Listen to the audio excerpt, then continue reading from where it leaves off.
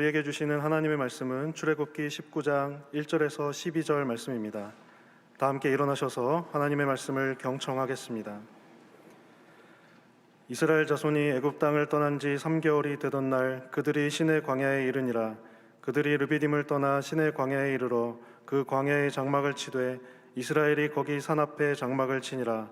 모세가 하나님 앞에 올라가니 여호와께서 산에서 그를 불러 말씀하시되 너는 이같이 야곱의 집에 말하고 이스라엘 자손들에게 말하라. 내가 애굽 사람에게 어떻게 행하였음과 내가 어떻게 독수리 날개로 너희를 업어 내게로 인도하였음을 너희가 보았느니라. 세계가 다 내게 속하였나니 너희가 내 말을 잘 듣고 내 언약을 지키면 너희는 모든 민족 중에서 내 소유가 되겠고 너희가 내게 대하여 제사장 나라가 되며 거룩한 백성이 되리라. 너는 이 말을 이스라엘 자손에게 전할지니라. 모세가 내려와서 백성의 장로들을 불러 여호와께서 자기에게 명령하신 그 모든 말씀을 그들 앞에 진술하니 백성이 일제히 응답하여 이르되 여호와께서 명령하신 대로 우리가 다 행하리이다. 모세가 백성의 말을 여호와께 전하매 여호와께서 모세에게 이르시되 내가 빽빽한 구름 가운데서 네게 임함은 내가 너와 말하는 것을 백성들이 듣게 하며 또한 너를 영영히 믿게 하려 함이니라. 모세가 백성의 말을 여호와께 아뢰었으므로 여호와께서 모세에게 이르시되 너는 백성에게로 가서 오늘과 내일 그들을 성결하게 하며 그들에게 옷을 빨게 하고 준비하게 하여 셋째 날을 기다리게 하라. 이는 셋째 날에 나 여호와가 온 백성의 목전에서 시내산에 강림할 것임이니 너는 백성을 위하여 주위에 경계를 정하고 이르기를 너희는 삼가 산에 오르거나 그 경계를 침범하지 말지니 산을 침범하는 자는 반드시 죽임을 당할 것이라. 이것은 하나님의 말씀입니다. 아멘. 호주 북은 남태평양의 섬나라 나우루 공화국에 대해서 들어보셨는지 모르겠습니다. 오랜 세월 동안 쌓인 새똥이 굳어져서 땅이 되고 그렇게 해서 거기에 사람이 살기 시작한 그런 곳입니다. 면적은 서울 용산구와 비슷하고 인구는 1만 명 정도 된다고 합니다. 이 나우루 공화국은 새똥에서 나오는 인산염과 산호총이 굳어져서 생성된 인광석을 팔아서 풍요를 누린 그런 나라였습니다. 1980년대 미국이 1인당 국민소득이 1만 2천 달러가 될 때에 이 나라는 이미 2만 달러를 넘어섰습니다. 국민들은 전혀 세금도 안 내고 주택비나 학비, 병원비도 나라에서 모두 공짜로 주었습니다. 자가용 비행기를 타고 해외 나가서 쇼핑하고 람보르기니나 포르쉐 같은 고급 승용차를 굴리고 다녔으며 국민들은 일할 필요를 전혀 느끼지 못하고 모든 일들은 외국인 노동자들에게 다 맡겼습니다. 집안일도 그다음에 광산을 채굴하는 일들도 거의 모든 노동력을 외국인들에게 의존했습니다. 여기야말로 인간이 꿈꾸는 지상천국이었습니다. 그런데 나우루의 인광석이 1990년 정도부터 슬슬 바닥을 드러내기 시작했고 채굴량도 급감하게 되었습니다. 수십 년이 넘도록 국가로부터 무상으로 제공받은 혜택에 의존해서 노동을 하지 않았던 백성들은 일하는 법을 잊어버렸습니다. 위기를 느끼기 시작했을 때 나라의 재정은 바닥이 나 있고 수입의 원천이었던 인광석은 더 이상 채굴되기가 어려웠습니다. 게다가 성인의 90% 이상이 비만이었고 40% 이상이 당뇨를 앓았습니다. 그들은 풍요로운 삶을 살았지만 행복을 위한 삶을 찾지는 못했습니다. 진정으로 복된 삶을 살지 못했죠. 그들에게 물질과 풍요만이 행복이 될 수 없다는 것을 모든 것을 다 읽고 난 다음에 그들은 깨닫게 되었습니다.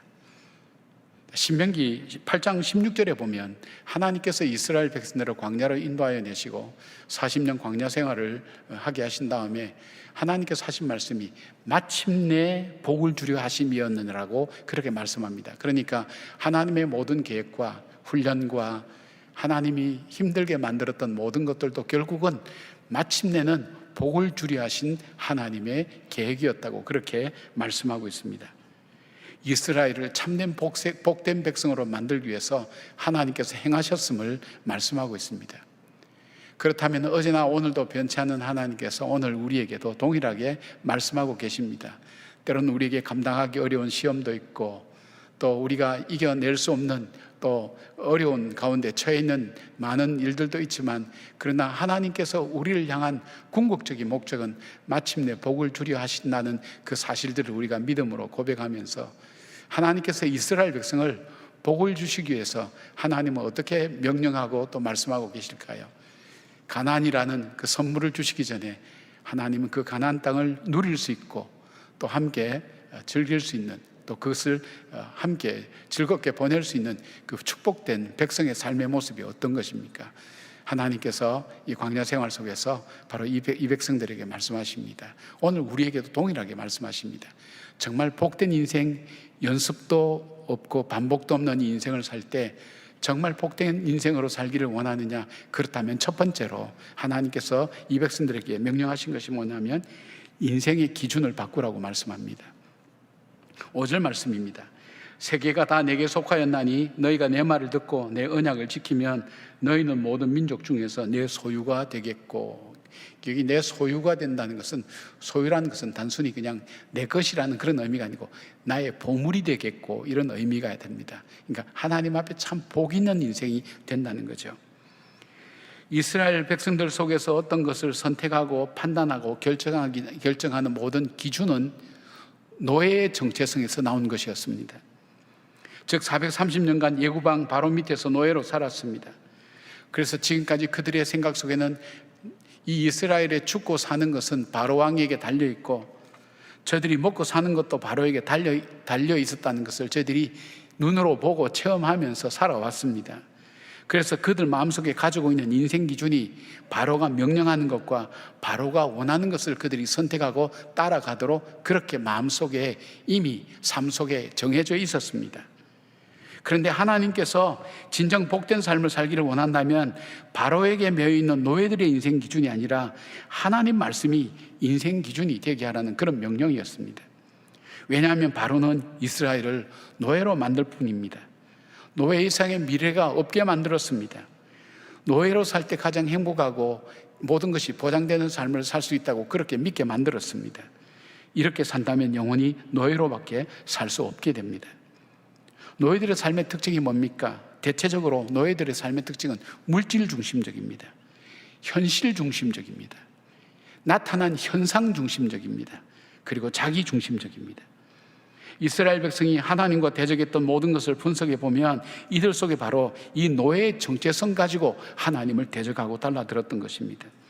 이런 기준을, 인생 기준을 가지고 있으면 이 노예는 진정한 자기 자신을 볼 수가 없어요. 본질을 못 보니까. 하나님을 보지도 못합니다. 하나님이 행하시는 일도 보지 못합니다. 자기들의 미래도 생각하지 못합니다. 영적인 의미도 그들은 깨달을 수가 없습니다. 노예의 정체성 가지고는 이것을 볼 수가 없습니다. 이 인생의 기준을 가지고 그들이 선택하고 그들이 바라보고 그들이 결정하는 이 모든 것에는 미래라는 것이 없어요. 영적인 것, 그리고 또 하나님의 역사심이라는 것을 볼 수가 없습니다. 이 땅에 바로 물질에 의해서만 살아가고 그것으로 결정하고 선택하고 살아갈 수 있도록 되어 있는 것이 바로 노예의 정체성을 가진 사람들입니다. 바로 이스라엘 백성들의 이 정체성을 하나님 바꾸라고 말씀합니다. 이스라엘 백성이 광야에서 불평과 원망밖에 할 수 없었던 근거가 바로 이 노예의 정체성에서 나온 겁니다. 그들은 먹는 것, 마시는 것이었고 마음대로 되지 않는 것이 불평과 원망의 그 근원이 되었습니다. 자기 눈에 보이는 것이 전부였기 때문에 하나님을 알지도 못했고 하나님의 행하심도 깨닫지 못했습니다. 기적으로 살아가면서 그것이 기적인 줄 몰랐고 은혜 가운데 살아갈 때도 은혜인 줄 모르고 그냥 그렇게 사라지니까 걸어가는 모양이라고 생각할 수밖에 없는 것은 노예의 정체성을 가지고 있어서는 볼 수 없다는 것입니다. 가데스 바네아에서 여호수아와 갈렙을 제한 10명의 정탐꾼들이 보고한 것이 바로 노예의 인생 기준에서 나온 것이었습니다. 반면에 여호수아와 갈렙은 하나님의 말씀, 즉 언약의 기준을 둔 선택과 결정이었습니다. 현실을 바라보는 관점이 달랐습니다. 해석도 달랐습니다. 그들은 하나님의 계획을 볼 수 있었습니다. 영적인 의미를 깨달을 수 있었기 때문에 눈앞에 나타나는 가나안의 그 현상 속에 굴복하지 않았습니다. 그 너머에 하나님의 계획을 볼 수 있었고 하나님의 능력을 볼 수 있었고 하나님의 은혜를 볼 수 있었습니다. 그래서 담대하게 외치는 겁니다. 저들은 우리의 밥이라고 얘기합니다. 이 노예의 정체성을 가진 사람이 우리가 보기에도 우리는 저들의 메뚜기와 같다고 생각하는 바로 그런 현실들을 바라보고 얘기할 때 이 두 사람은 그렇게 보지 않았습니다.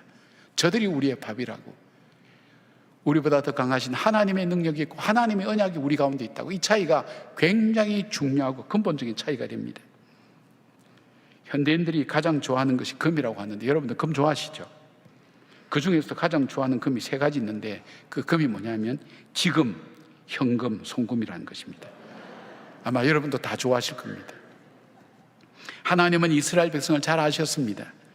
그래서 출애굽한 이후에 3개월 만에 이 시내산에 도착했을 때 하나님께서 4절에 이렇게 말씀합니다.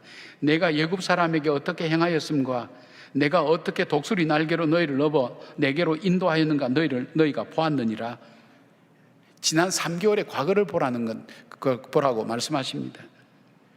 자신들이 인생 기준으로 삼았던 그 바로는 멸망했고 죽었습니다.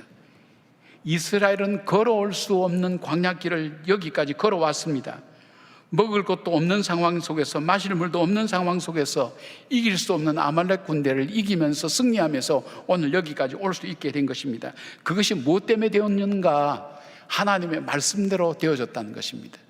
하나님의 말씀에 따라, 약속에 따라 이루어진 것이라는 것입니다.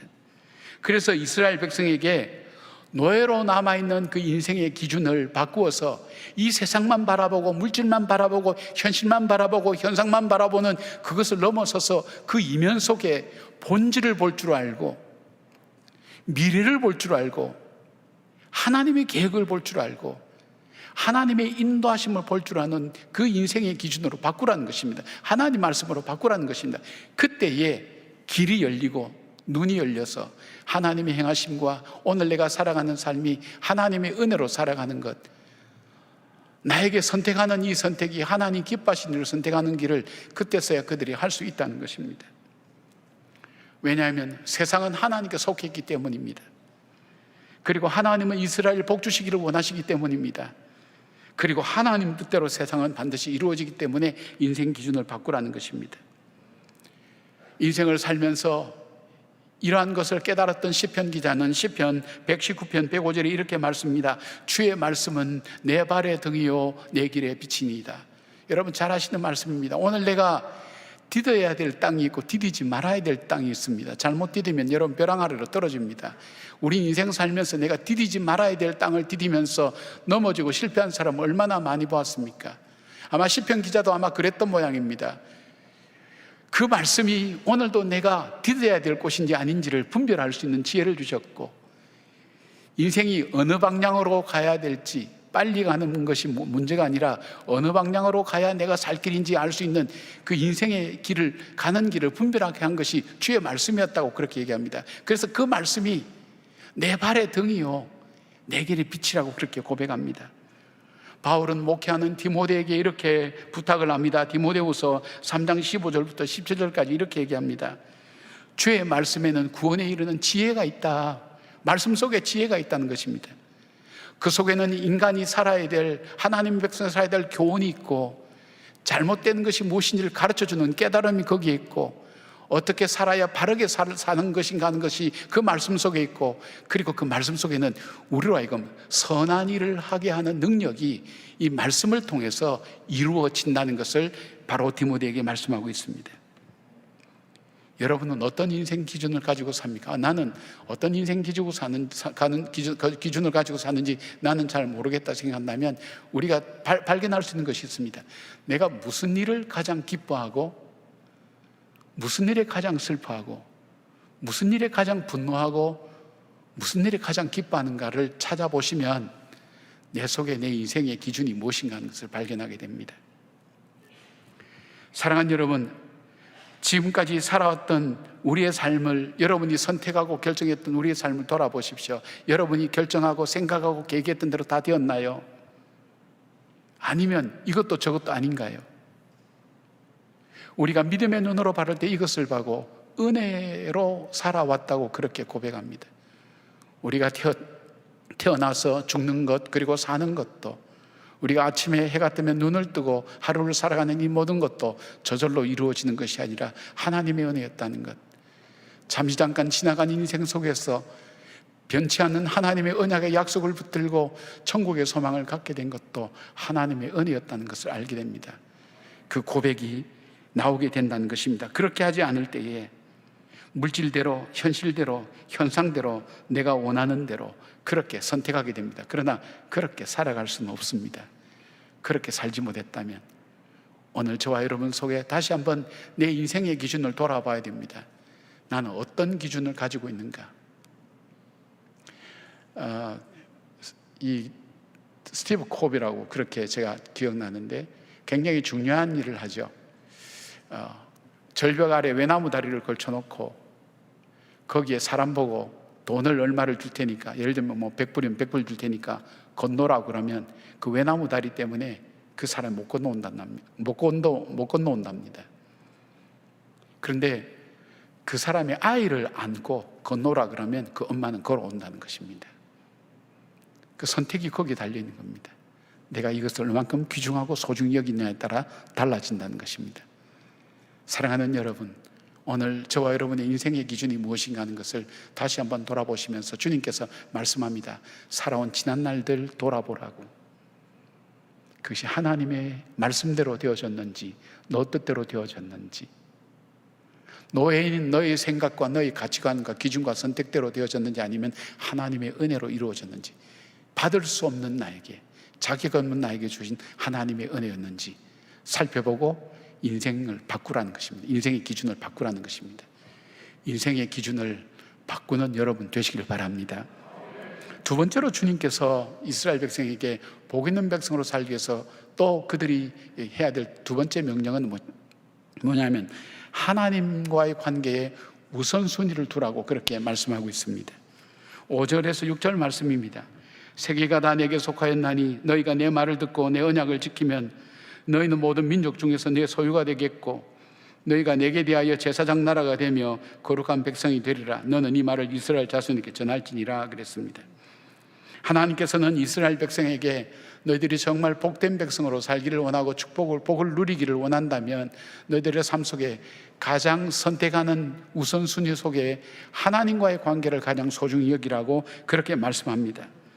하나님과의 관계에 최우선 순위를 둘 때에 우리 인생 속에 나오는 것이 있습니다. 감사가 터져 나옵니다. 그리고 순종이 되어집니다. 말씀에 불행한 인생은 어떤 인생입니까? 그 입술 속에 감사가 사라집니다. 자기 고집과 자기 의로 가득 찬 인생을 말합니다. 그래서 하나님 말씀에 불순종하는 삶을 삽니다. 왜 하나님께서 이스라엘 백성에게 하나님과의 관계에 우선순위를 두고 이것을 중요하게 다루고 있는가 하면, 인간이 복을 잃어버리고 저주를 받게 된 것은 바로 하나님과의 관계가 깨어질 때부터 시작되었기 때문입니다. 하나님과의 관계가 깨어질 때 하나님과의 관계만 깨어진 것이 아니었습니다. 인간은 인간과 인간끼리의 관계도 깨어졌습니다. 인간과 자연과의 관계도 깨어졌습니다. 그리고 자기와 자기 자신과의 관계도 깨어졌습니다. 사랑해야 될 자기를 미워합니다. 증오합니다. 저주한 사람 얼마나 많은지 모릅니다. 욥도 그렇지 않습니까? 내가 태어난 날을 저주한다고 그렇게 고백할 만한 고통과 어려움 중에 있는 사람 얼마나 많은지 모릅니다. 왜냐하면 자기와 자기 자신과의 관계가 깨어졌기 때문입니다. 하나님과의 관계가 깨어지니까 모든 것이 깨어졌고 그 결과는 하나님 말씀에 불순종하게 되었고, 그 불순종은 죄와 저주와 죽음과 사망으로 이어졌고, 사망과 심판과 더불어서 영원한 형벌이 인간에게 주어졌기 때문입니다. 그래서 가장 중요한 것이 하나님과의 우선순위, 관계의 우선순위를 두는 것이 중요하다는 것입니다. 가정사역이나 아버지 학교 혹은 어머니 학교에서 위기의 가족이나 무너진 가정이 회복되는 이유를 많이 보는데, 거기에서는 무엇이 회복되는가 하면 내 아내와 관계 속에서, 내 남편과 관계 속에서, 내 자녀의 관계 속에서 그 관계가 회복되는 것이 아니라 하나님 앞에서 내 관계가 회복될 때 부부간의 관계가 회복됩니다. 부모와 자녀와의 관계가 회복됩니다. 새로운 삶을 살게 됩니다. 관계가 회복된대. 하나님과의 관계가 회복되니까 새로운 것이 보이기 시작합니다. 아내가 진정 아내로 보이기 시작합니다. 남편이 남편으로 보이기 시작합니다. 자녀가 어떤 존재인가를 보기 시작합니다. 무엇이 회복되니까? 하나님과의 관계가 회복되니까. 모세를 통해 하나님 말씀 들은 이스라엘 백성은 8절에 이렇게 대답합니다. 백성이 일제히 응답하여 이르되 여호와께서 명령하신 대로 우리가 다 행하리이다. 모세가 백성의 말을 여호와께 아뢰었으므로 그랬습니다. 백성의 응답을 들은 하나님은 하나님과의 우선순위의 삶을 위한 명령을 내립니다. 이들의 불순종은 죽음과 바로 연결되도록 말씀하셨습니다. 먼저 하나님께서 정하신 경계 이상으로 올라오지 못하게 만듭니다. 여인을 가까이 하지 못하도록 합니다. 자신의 옷을 빨아서 스스로 깨끗하게 하면서 3일을 기다리라고 합니다. 이것을 어기면 13절 보니까 사람이든 짐승이든 손을 대지 말고 돌로 쳐 죽이거나 화살로 쏘아 죽이라고 명령하는 것입니다. 굉장히 무서운 조주입니다. 하나님께서 우리가 우선순위를 하나님께 두는 것을 아주 중요하게 여기시는 것을 또 하나 볼 수 있는 것은 십계명입니다. 여러분, 영원히 지킬 십계명의 핵심도 크게 둘로 나누어 보면 하나님과의 관계와 사람들과의 관계의 명령으로 주신 것입니다. 그리고 하나님께서는 우리와의 관계를 잃어버리지 않도록 위해서, 하나님과의 관계를 떠나서 자기 마음대로 살겠다는 우리 인생을 위해서 하나님은 그 아들 예수 그리스도 독생자를 우리에게 보내주셔서 예수 그리스도의 십자가의 보혈로 우리와 그 언약을 계속해서 이어가시고 지키시는 하나님인 것을 우리는 보게 됩니다. 바울은 이것을 이렇게 고백합니다. 로마서 8장 38절부터 39절까지. 내가 확신하노니 사망이나 생명이나 천사들이나 권세자들이나 현재이나 장래이나 능력이나 높음이나 깊음이나 다른 어떤 피조물이라도 우리를 우리 주 그리스도 예수 안에 있는 하나님의 사랑에서 끊을 수 없으리라. 이스라엘의 타락의 시작이 무엇이었습니까? 하나님과의 관계에 우선순위를 두지 않을 때 일어났습니다. 우상을 숭배하기 시작했습니다. 하나님을 멀리하기 시작했습니다. 그때부터 그들에겐 저주가 들어오기 시작했습니다. 행복하기를 원하십니까? 복의 근원이신 하나님과의 관계에 우선순위를 두시기를 원합니다. 생사와 복을 주관하시는 하나님께서 반드시 복을 주시고 우리를 존귀하고 귀하게 세우십니다. 저는 작년 이맘때 저희 어머니를 떠나보냈습니다. 1년간 정신없이 지냈죠. 그리고 며칠 전에 저희 장모님을 떠나보냈습니다. 8월이 저에게는 참 많은 걸, 제가 멍할 정도로 많은 것을 그렇게 남긴 그런 8월입니다. 그 8월이 지나갑니다. 저는 어머니 임종을 못 지켰습니다. 가서 보니까 어머니 이미 돌아가 계셨고, 장모님도 하나님 은혜로 그냥 병실에 들어가서 임종 예배를 드릴 수 있게 됐습니다. 그냥 일반적으로 드린 임종 예배를 드렸죠. 그리고 와서 이제 우리 목사님들한테 물어왔습니다. 목사님들은 신방하면서 임종 예배 드릴 기회가 많으니까, 목사님들 임종 예배 드릴 때에 어떤 기도를 하느냐, 어떤 말씀을 주로 나누느냐 할 때 아무도 별로 대답하지 않아요. 다 당연하게 생각하니까 그렇게 대답을 안 하셨다고 생각했지만, 제가 장모님 임종 예배를 드리고 나오면서 제 속에 굉장히 마음속에 갈등이 생긴 거예요. 우리는 우리 입장, 살아있는 사람의 입장에서 임종 예배 때 기도하고 간구하고 말씀을 보지만은 정말 우리 인생의 마지막, 우리를 끝까지 참소하고 우리를 이 파멸로 몰아넣는 사탄과의 마지막 사투가 벌어지고 있는 바로 그 상황이라면, 마지막 죽음을 앞둔 사람에게 가장 중요한 기도가 뭘까? 저분이 정말 하고 싶은 기도가 뭘까? 보통 이제 우리가 임종 예배를 드리거나 기도를 드릴 때에는 그분은 의식이 없거나 아니면 스스로 표현을 하지 못한 경우이기 때문에 이제 우리가 대신해야 됩니다. 가장 하는 기도가 자손들 복되게 해주고, 그것이 중요한 것이 아니라 저분에게 정말 필요한 기도가 뭘까 할 때 바로 구원에 대한 겁니다. 구원에 대한 것. 하나님, 사단이 참소할 때에, 생전에 이런 죄를 지었고 저런 죄를 지었고 참소할 때에 하나님, 예수 그리스도의 보혈의 피로 말미암아 이 죄가 씻겨졌음을 주님 말씀하여 주시고 언약해 주셨사오니, 주님 우리를 구원하시겠다는 그 약속을 하나님 포기하지 마시고 우리를 끝까지 붙들어 주십시오. 저 악한 원수에게 우리를 넘기지 마십시오. 하나님 우리를 붙들어 주십시오. 이 기도가 가장 중요한 일일 거예요. 그 다음에 또 하나는 중요한 기도가 있다면 관계에 대한 기도예요. 관계에 대한 기도. 우리 하나님과의 관계가 있다면, 두 번째 관계 뭐냐면, 이 땅에 살면서 용서하지 못하고 하나님 이 땅을 떠나지 않게 해달라고. 하나님과의 관계 속에서 용서받지 못한 일들이 있습니까? 하나님은 세상 사람들과 살아가는 과정 속에서 용서받아야 될 일과 용서해야 될 일이 있습니까? 아직도 용서에 대한 부분이 해결되지 않는 부분이 있습니까? 이것은 단순히 제가 생각한 것뿐 아니라 저희 어머님이 살아계실 때 하셨던 말씀이에요. 친한 친구가 있었는데 의학적으로는 벌써 죽었어야 되는 건데 안 돌아가시고 있더라는 거예요. 그래서 와서 마지막으로 했던 기도가 용서에 대한 기도예요. 용서하지 못한 사람이 있는가? 용서를 구해야 됨에도 용서를 구하지 못한 사람이 있는가? 그 기도를 하고 난 다음에 바로 이어서 돌아가셨다는 것입니다. 바로 그 기도였습니다. 예배를 드리고 와서 수요일 저녁 예배 때 기도할 때 장모님 기도를 참 간절히 했습니다. 하나님, 정말 이 구원의 약속해 주신 것, 천사도 끊지 못하는 이 하나님의 언약의 관계, 하나님이 끝까지 붙으셔서 사단이 우리의 잘못과 죄악을 가지고 참사하며 우리 영혼을 파멸로 몰아넣을 때 하나님 저 영혼을 끝까지 붙으셔서 하나님 나라로 인도하여 주십시오. 그리고 하나님, 용서를 받지 못한 일들이 있습니까? 용서해야 될 일이 있습니까? 용서를 구해야 될 일이 있습니까? 그 기도를 참 많이 했어요. 그리고 그 다음날 아침에 갑자기 돌아가시게 된 겁니다. 제 마음속에 그런 확신이 들었습니다. 아, 이거 매일매일 하루하루 정산하는 것이 참 중요하구나. 내가 하루를 살고 잠자리 누울 때 나는 내일 아침에 눈을 뜰 거라고 생각하지만 그러지 못할 일들이 우리 주변에 얼마든지 일어나고 나도 어떤 모습으로 언제 어떻게 떠날지 아무도 알 수 없습니다. 내가 하나님 앞에 갈 때, 내가 끝까지 붙들어야 될 때, 보통 죽음을 앞둔 사람이 공통적으로 묻는 질문이 있어요. 믿는 사람이든 안 믿는 사람이든 나는 죽으면 어디로 가요? 하는 질문을 보통 하고 있어요.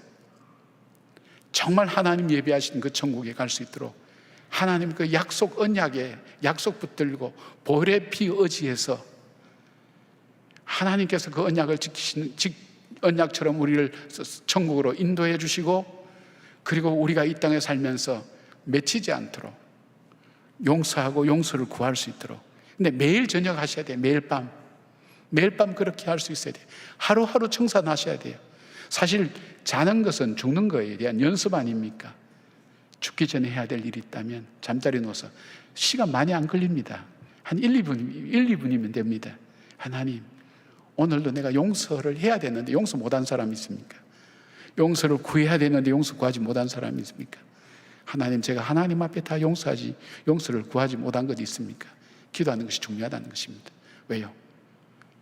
바로 이 용서라는 것, 이 관계에 대한 축복이라는 것이 굉장히 중요합니다. 세상 사람들은 얘기합니다. 만남이 중요하다고. 근데 모든 것이 뭐냐면 관계에 대한 문제입니다. 우리의 모든 관계보다도 하나님과의 관계에 우선순위를 두고 사는 삶, 바로 그 삶에서 삶의 질서를 찾고 그 삶에서 삶의 의미를 찾고 그 하나님과의 관계에 우선순위를 두며 하나님 앞에 나올 수 있는 그런 삶을 살 때 하나님은 그 백성을 복주시고 하나님이 인도하시고 하나님이 공급하시고 하나님이 보호하시는 삶을 광야 생활을 통해서 하나님 보여주셨던 것입니다.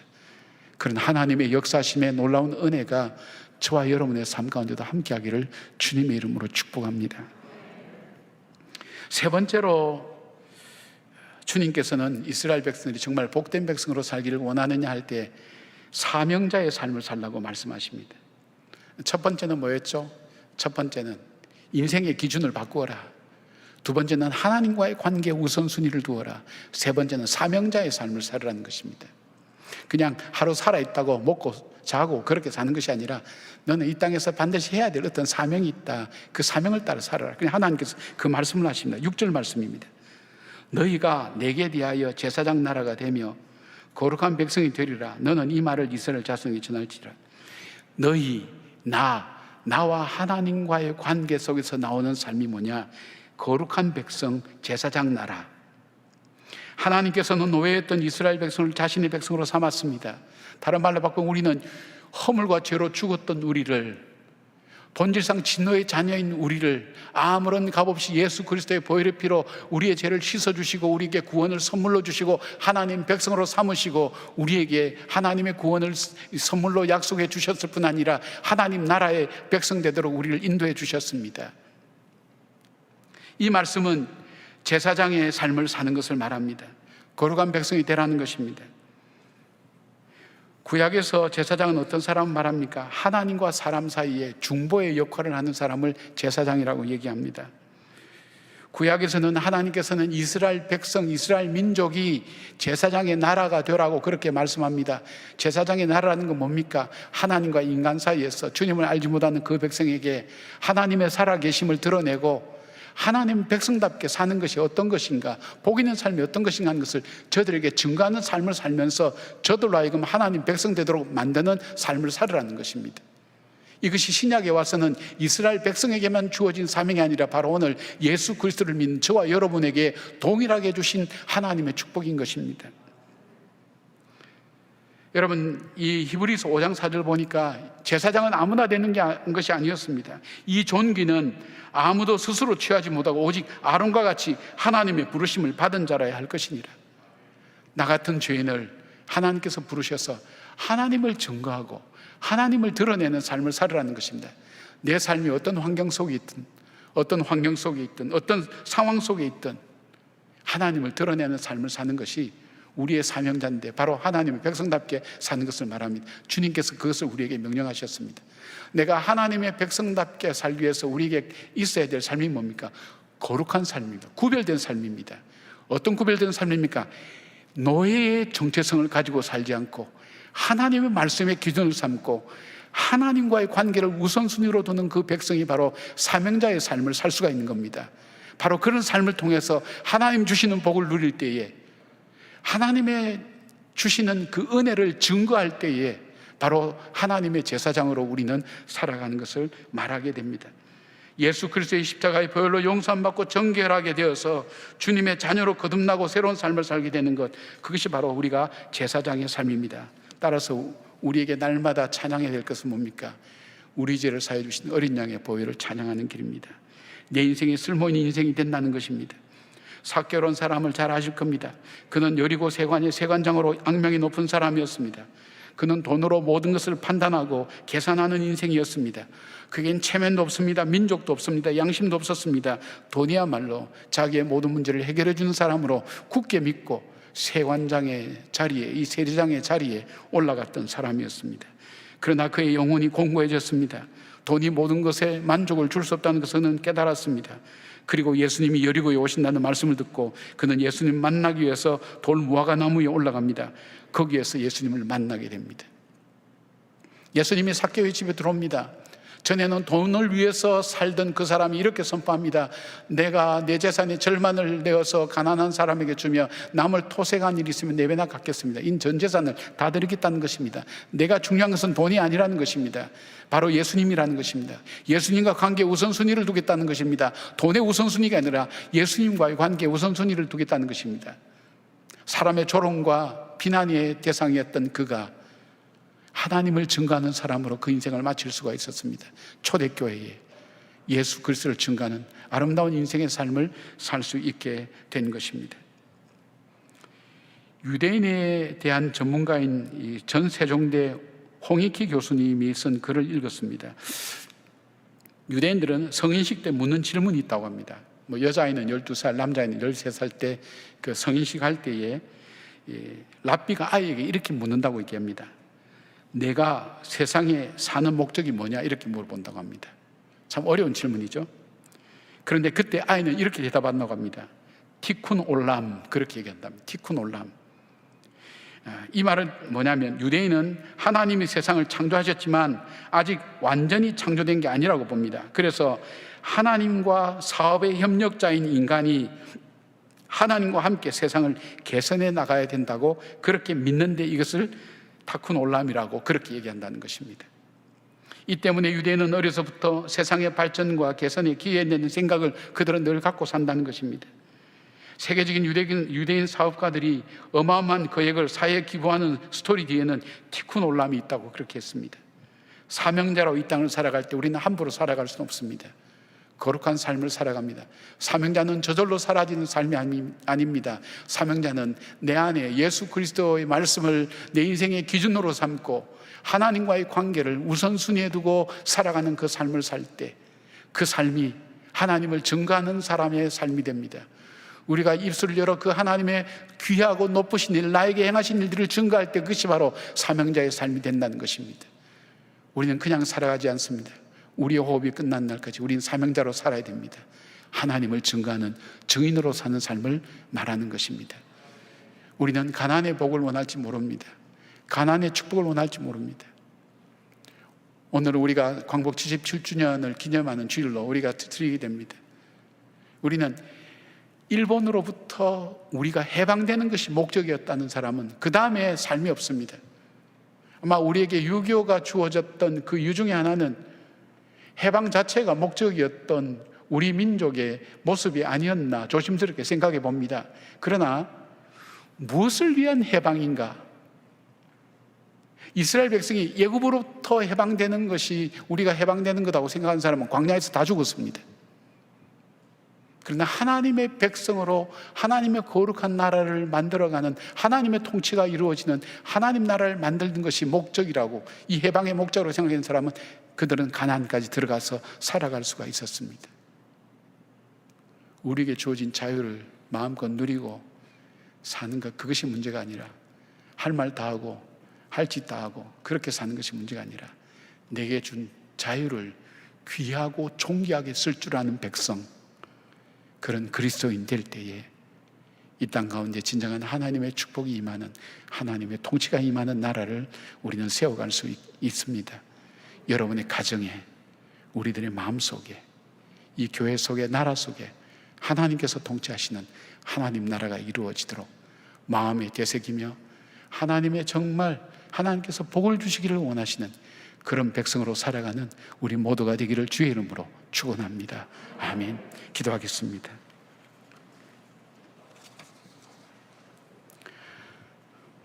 이 시간에 우리 잠깐 하나님 앞에 기도할까요? 하나님께서 만일 지금 나를 부르신다면 나는 이 약속을 여전히 붙들고 있나요? 자격 없지만 내게 하나님께서 어느 날 주어진 선물, 허물과 죄로 죽었던 나를, 본질상 진노의 자녀인 나를 이유 없이 조건 없이 하나님 자녀 삼으시고 잠시 잠깐 지나간 인생 속에 천국의 참된 소망을 주신 그 약속을 붙들고 있나요? 그 약속을 다시 한번 생각해 보시길 바랍니다. 그리고 내가 용서해야 될 사람을 아직 용서하지 못하고 마음에 묻어두고 있는 사람이 있나요? 용서를 구해야 되는데 아직도 구하지 못한 일들이 있나요? 우리 하나님 앞에 이 시간 잠깐이라도 기도할까요? 단 1분이라도 좋습니다. 주님, 제가 주님의 이 약속을 믿습니다. 예수 그리스도 어린 양의 보혈의 피를 내가 믿습니다. 그 피로 죄 사함 받고 구원의 나라, 복된 나라 할 것을 저는 믿습니다. 하나님, 용서할 것을 용서하게 하여 주시옵소서. 용서를 구할 것을 용서하게 하여 주시옵소서. 우리 1분 동안만 잠깐 여러분 각자 하나님 앞에 기도하시길 바랍니다. 잠깐 기도하는 시간 갖겠습니다. 하나님, 연습도 반복도 없는 우리 인생 헛되이 살다가 끝나지 않도록 도와주시옵소서. 참된 사명자로 살아가게 하시고 하나님의 거룩한 뜻으로 인하여 주님 주시는 하늘의 복을, 신령한 복을, 땅의 기름진 복을 누리는 저희들의 생애와 삶이 되게 하시고 우리를 통해 축복의 통로가 되는 하나님의 거룩한 백성으로 살아가게 하여 주시옵소서. 예수님의 이름으로 기도드리옵나이다. 아멘.